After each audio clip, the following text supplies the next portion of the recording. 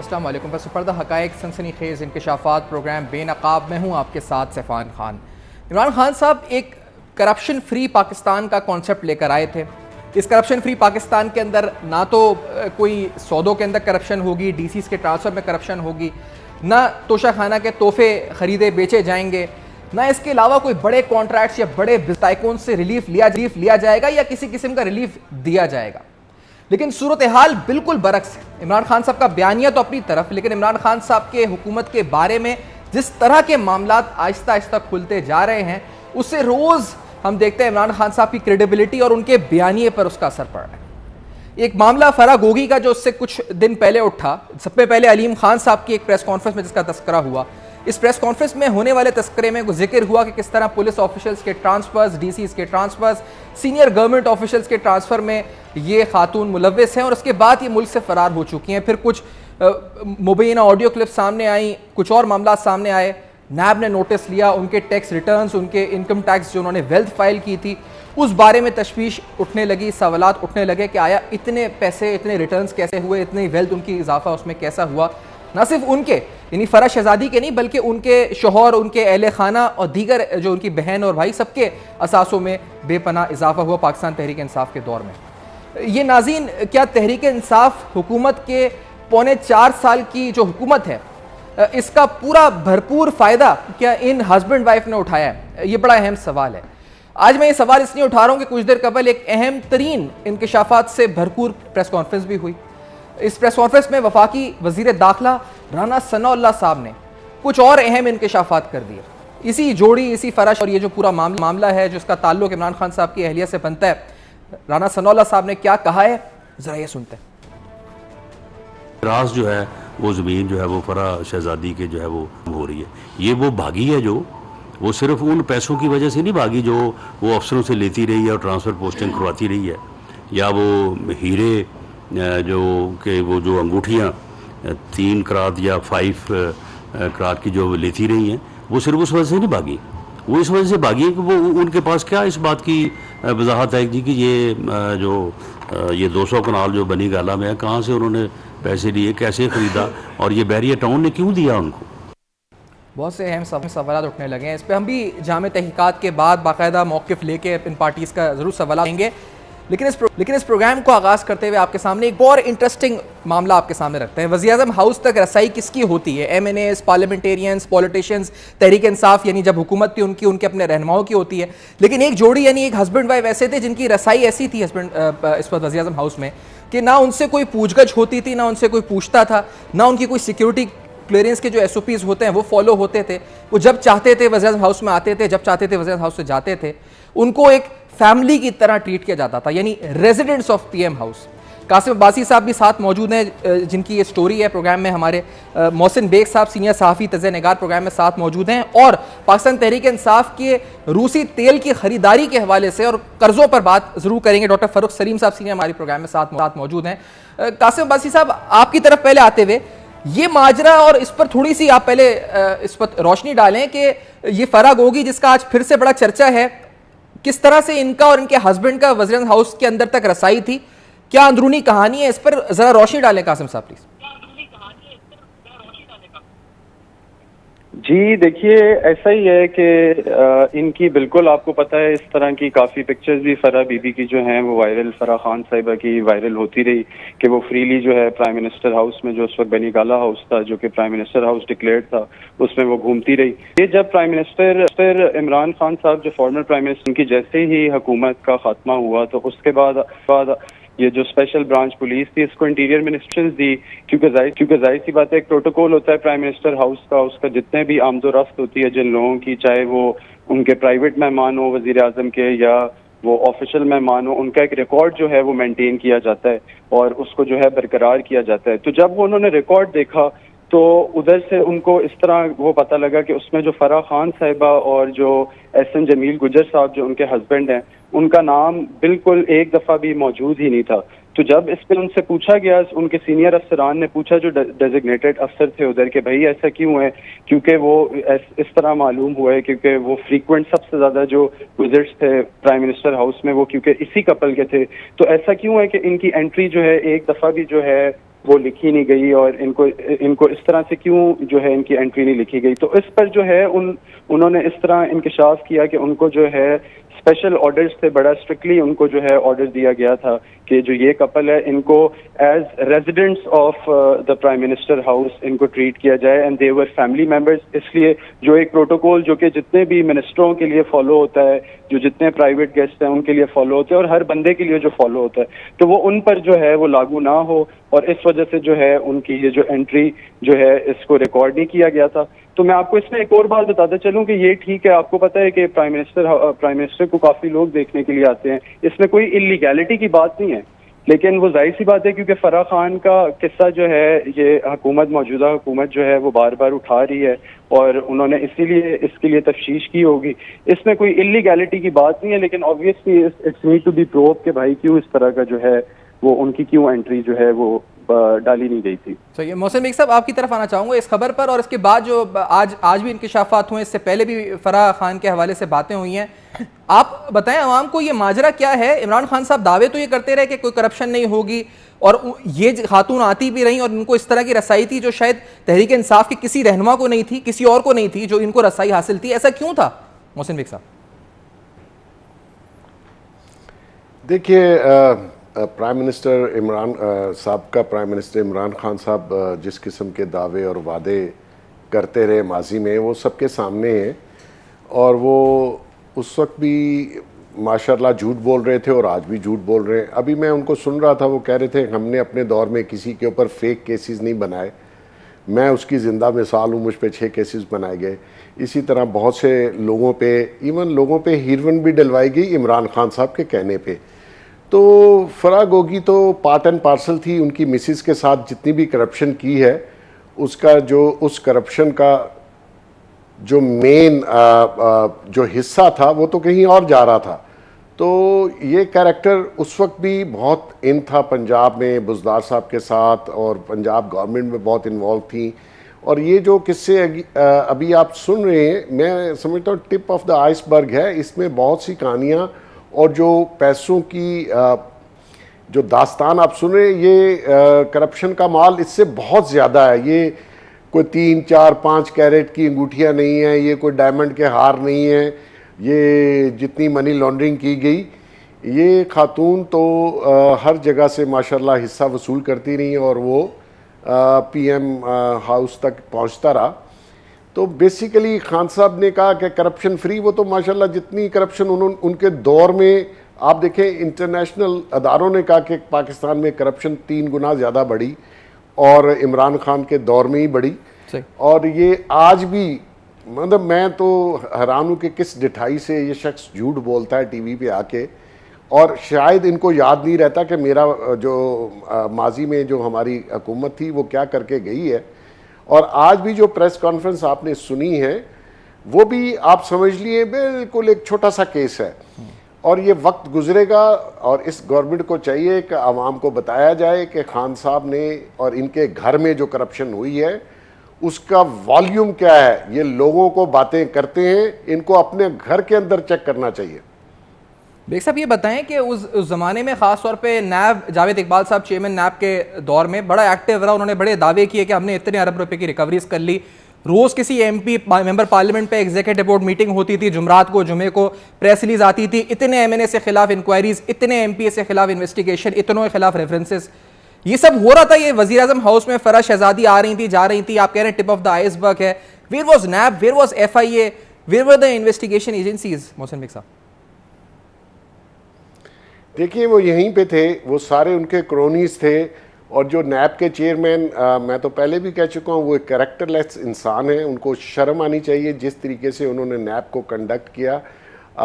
वो जिस खातून के स्कैंडल में वो थे, उस खातून का इंटरव्यू आ चुका है कि किस तरीके से उनसे वीडियो लेके खान साहब ने उस शख्स को ब्लैकमेल किया। हालांकि उसका कैरेक्टर शायद इसी किस्म का था, लेकिन उसने नैब में जो कंडक्ट शो किया और नैब के अदारे को जिस तरीके से चलाया, अपने खान साहब ने अपने हर मुखालफीन पे, जितने मुखालफीन थे उन सब पे नैब के ज़रिए केसेस बनवाए।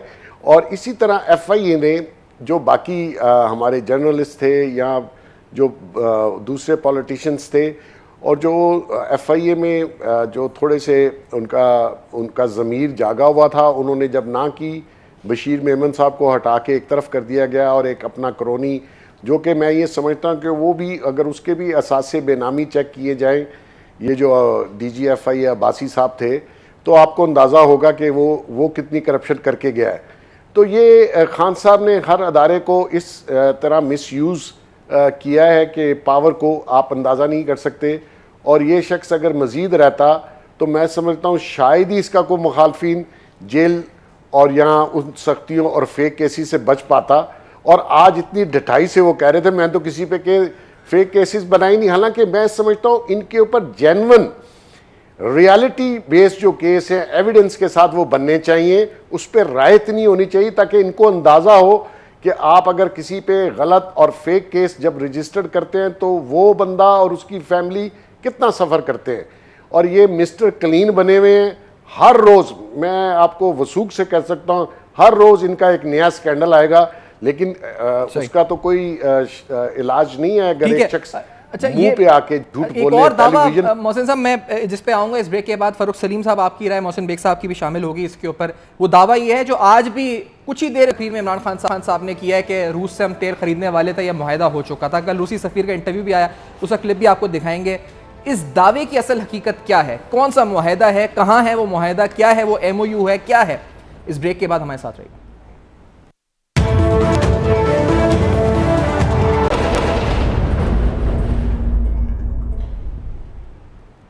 Welcome back. आप देख रहे हैं बेनकाब, और बेनकाब में आपके सामने फराह शहजादी, फराह खान पर बात हो रही थी, किस तरह उसकी रसाई थी वज़न हाउस तक और क्यों थी रसाई, ये सवाल हम उठा रहे थे। दूसरी अहम बात रूसी तेल के हवाले से है। इससे पहले मिनिस्ट्री ऑफ पेट्रोलियम ये बात कह चुकी है कि कोई डॉक्यूमेंट एग्जिस्ट नहीं करता, ना कोई MOU एग्जिस्ट है कि आया कोई ऐसी ऑफर आई थी कि 30%, एक खत जो हमाद अजहर साहब दिखाते हैं, इसके अलावा और कोई मिनिस्ट्री ऑफ पेट्रोलियम की तरफ से इसकी तस्दीक नहीं हुई। और रूसी सफ़ीर ने रिसेंटली एक इंटरव्यू दिया, इस इंटरव्यू में रूसी सफ़ीर ने भी बताया कि किसी किस्म का कोई MOU इस हवाले से नहीं है। जब ये पूछा गया कि 30% कीमत कम या रियायती कीमत के ऊपर तेल रूस फराहम करने वाला था पाकिस्तान को, तो उन्होंने उसकी भी तस्दीक करने से इनकार कर दिया। या आपको बताते चले कि भारत अभी भी यानी मई के महीने में तकरीबन 8,19,000 बैरल पर डे तेल रूस से खरीद रहा है। इमरान खान साहब मुसलसल ये दावा करते रहे कि रूस हमें ऑफर कर चुका था, हम मुआहदे कर चुके थे। रूसी सफ़ीर ने क्या कहा है इस बारे में, आपको पहले ये सुनवाते हैं रूसी सफ़ीर की ज़बान। I can comment that we are in constant touch. मैं इतना बता सकता हूँ कि हम आपकी हुकूमत के ज़राअत और तवानाई के लोगों के साथ मुसलसल राब्ते में हैं। इस हवाले से मुज़ाकरात हो रहे हैं और ये मुज़ाकरात इमरान खान के हुकूमत के दौरान भी हो रहे थे और अब भी हो रहे हैं, ये तसलसल से हो रहा है। My question was about the claims. मेरा सवाल इस हवाले से था कि इमरान खान ये दावा करते रहे हैं कि रूस ने पाकिस्तान को 30% सस्ती कीमत पर तेल और गंदम फराहम करने की पेशकश की है, जबकि इमरान खान के मुखालिफिन का मौक़िफ़ है कि इस तरह की कोई डील नहीं हुई, न ही इस तरह की किसी डील की कोई दस्तावेजात किसी वजारत में मौजूद हैं कि रूस ने पाकिस्तान को 30% कम कीमत पर तेल और गंदम फराहम करने की बात की है। And oil was offered from Russia. I can confirm. मैं तस्दीक करता हूँ कि हमारा पाकिस्तान के साथ कोई मुआहदा नहीं हुआ था, लेकिन इमरान खान ने भी नहीं कहा कि कोई मुआहदा हुआ था। मैं इस पर तबसरा नहीं कर सकता कि किसी किस्म की रियायती कीमत की ऑफ़र की जा सकती थी, क्योंकि ये पोशीदा मुज़ाकरात होते हैं। और मैंने कभी कभार देखा है कि पाकिस्तानी वजारतों से कुछ खबरें लीक कर दी जाती हैं और वो मुज़ाकरात के अमल के दौरान लीक की जाती हैं, और हम इसके खिलाफ हैं। मुझे लगता है अब हम उस वक्त तबसरा करेंगे जब सारी बात मुकम्मल हो चुकी होगी। Certain Pakistani ministries. So at least you. तो आप इस बात की तस्दीक कर रहे हैं कि पाकिस्तान और रूस के डॉक्टर फरूख सलीम साहब, आपकी तरफ हम आएंगे, आपकी माहिराना राय जानना चाहेंगे इस बारे में। ये मामला है क्या? आज भी इमरान खान साहब ने ये कहा है अपने जलसे में, अपनी तकरीर में, कि हमारा मुआहदा हो रहा था, हम 30% सस्ता तेल आपको फराहम कर सकते थे। क्या हकीकत है इस बयानिए के इमरान खान साहब की, डॉक्टर फरूख सलीम साहब? जी, ये बयानिया है, लेकिन इससे पहले मुझे इजाज़त दीजिए। 30 साल की पाकिस्तान की जो तारीख है, सियासी तारीख खास तौर पे, वो गवाह है कि हमारा जो अकाउंटेबिलिटी का ढांचा है वो हुक्मरान तबकात के मातहत होता है। जब हुकूमत कर रहे होते हैं तो उस वक्त उनके खिलाफ किसी किस्म की कोई भी करप्शन के इल्जाम सामने नहीं आते, लेकिन जब हुकूमत चली जाती है तो फिर दर्जनों इल्जाम जो हैं वो करप्शन के उनके ऊपर लगाए जाते हैं। लेकिन अब तक ये भी चीज साफ जाहिर है कि कोई से भी इल्जामात या बड़े इल्जामात साबित नहीं हो पाते हैं अदालत के अंदर। पीपल्स पार्टी गई तो PMLN ने भी बहुत इल्जामात लगाए, PMLN गई तो उसके बाद PTI ने बहुत सारे इल्जामात लगाए, अब PTI चली गई है और दोबारा से अब PTI के ऊपर इल्जामात लगाए जा रहे हैं। तो इल्जामात वहाँ एग्जिस्ट जरूर करते हैं, लेकिन अब देखते हैं कि वो क्या अदालत में साबित भी हो पाते हैं या नहीं। तो ये रूसी तेल वाला मामला जो है ये बड़ा जबरदस्त बयानिया है। जो आप क्रेडिट दें कि इमरान खान साहब, उनकी पार्टी जो है वो बयानिया बुनने में, बयानिया खाने में बड़े बड़े माहिर हैं। अगर उनके पिछले 4 साल आप देख लीजिए, आपको याद होगा एक बयानिया आया था कि 200 अरब रुपया जो टूटा हुआ है वो वापस लेके आएंगे। वो भी बयानिया था, वो बड़ा पावरफुल बयानिया था, उसकी बुनियाद के ऊपर बहुत वोट भी लिए गए। लेकिन फिर हकीकत ये निकली 190 मिलियन डॉलर, 190 मिलियन पाउंड जो मलिक रियाज साहब से मुंसलिक किया गया था और बरतानिया की नेशनल क्राइम एजेंसी ने वापस भेजा पाकिस्तान, वो अब ये पता चल रहा है कि वो शायद मलिक रियाज साहब को PTI की हुकूमत ने वापस कर दिया। फिर आपको बयानिया याद होगा 50 लाख भरने वाला, बड़ा कामयाब बयानिया था, झूठ बयानिया था, झूठा बयानिया था लेकिन कामयाब बयानिया था। फिर 1 करोड़ नौकरियों वाला बयानिया सामने आया। फिर आपको याद होगा कि वो केकड़ा तेल निकल आया था, इमरान खान ने दावा किया था कि पाकिस्तान के पास बेशुमार जो है वो ऑफशोर ऑयल निकल आया, वो भी एक बयानिया था, उसके पीछे भी हकीकत नहीं थी। अब ये आ गया है रूसी तेल वाला बयानिया। देखिए, रूसी तेल के हवाले से एक तो बात वाज़ेह हो गई कि किसी किस्म का MOU या किसी किस्म का मुआहदा जो है वो पाकिस्तान और रूस के दरमियान एग्जिस्ट नहीं करता। दूसरी चीज़ ये है कि जो रूसी तेल है वो सिर्फ अब नहीं, वो बहुत पहले से ही डिस्काउंट पे बिकता है, क्योंकि उसमें जो सल्फर कंटेंट है वो कोई 1.82% चला जाता है, तो वो घटिया तेल समझा जाता है और वो हमेशा से ही डिस्काउंट पे बिकता है। पहले वो 10 से 15 डॉलर का बैरल डिस्काउंट था और ये यूक्रेन की जंग होने के बाद वो 20 से 25 डॉलर डिस्काउंट पे चला गया। तो ये नई बात नहीं है, डिस्काउंट बढ़ गया है लेकिन वो हमेशा से डिस्काउंट पे ही चलता था। तीसरी बात यह है कि हमारे पास जो 5 मेजर रिफाइनरीज हैं उनमें से कोई भी रिफाइनरी इस काबिल नहीं है इस वक्त कि लार्ज क्वांटिटीज में वो रूसी तेल खरीद के जो खाम तेल होगा उसको रिफाइन कर सके। अब आप अपनी गाड़ी में या मोटरसाइकिल में हम खाम तेल तो इस्तेमाल नहीं कर सकते हैं, हमें डीजल चाहिए या पेट्रोल चाहिए, तो वो इस वक्त हमारी रिफाइनरी जो है वो ये काम नहीं कर सकती। फिर आप ये भी सोचिए या PTI से ये सवाल बनता है कि ईरान का जो तेल है वो तो 50% डिस्काउंट पे मिलता है, तो हम ये रूस का तेल जो लेने चले हैं जो 30% क्लेम किया जा रहा है, तो हम पिछले 4 साल से जो PTI की हुकूमत रही है हमने ईरानी तेल क्यों नहीं खरीदा, वो तो 50% डिस्काउंट पे बिक रहा था। तो उसका जवाब कुछ ऐसे बनता है कि बहुत सारी चीज़ें जो हैं वो रियासतें सोचती हैं कुछ भी डील करने के पहले कि क्या हम ये डील करेंगे तो इसमें हमें फ़ायदा क्या होगा, डील करेंगे तो नुकसानात क्या होंगे। सैंक्शंस जो लगाई गई हैं दुनिया के ऊपर, जो अमेरिका की तरफ से, जो यूरोपियन यूनियन की तरफ से, उनको क्या हम बर्दाश्त कर पाएंगे या नहीं। तो ये एक बयानिया है रूसी तेल के मुतालिक, ये झूठा बयानिया है, झूठ पे इन्हिसार है इसका। तो जो वो कहते हैं कि झूठ की टांगें नहीं होती, तो कुछ देर तो शायद वो खड़ा हो जाता है लेकिन ज़्यादा देर तक वो खड़ा नहीं हो पाए। तो ये इसका सियासी नुकसान कितना हो रहा है मोहसिन साहब, मैं आपसे जानूंगा, क्योंकि पेट्रोल की कीमतों पर सियासत हो रही है, लेकिन एक मुख्तसर बाद में आपसे इसका जवाब लूंगा कि तेल पर होने वाली सियासत और इमरान खान साहब के बयानिए से कितना नुकसान पहुंच रहा है, इस पर भी और कर्ज़ों पर भी बात करेंगे कि खुद शौकत तरीन साहब ने एतराफ़ किया कितना कर्ज़ों में इजाफा हुआ है, मुल्क को कहाँ छोड़कर गए इमरान खान साहब। इस ब्रेक के बाद हमारे साथ रहिए।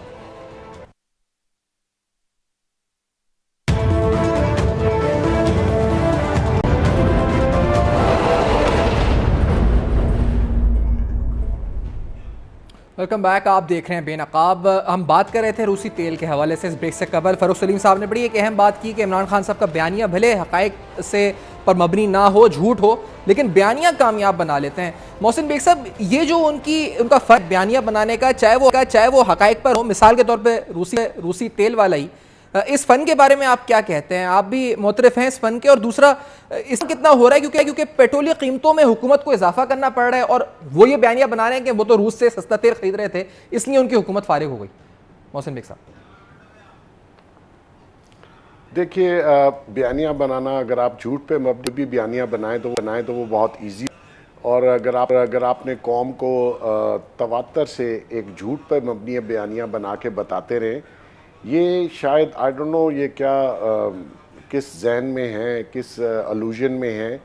ये समझते हैं कि मैं जितनी तवातर से और बार बार झूठ बोलूँगा तो शायद कौम यकीन कर ले। हालांकि ऐसा नहीं है।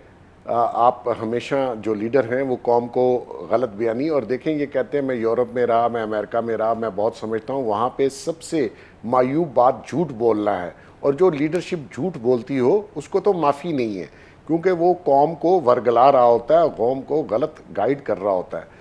इन्होंने ये वतीरा बना लिया है कि एक रोज़ एक बयानिया नया बदल लेते हैं, क्योंकि ये स्टेबल माइंड नहीं है। ये शख्स आई डोंट नो क्या सूंघते हैं, पीते हैं, खाते हैं, जिससे इनका दिमाग काम नहीं कर रहा।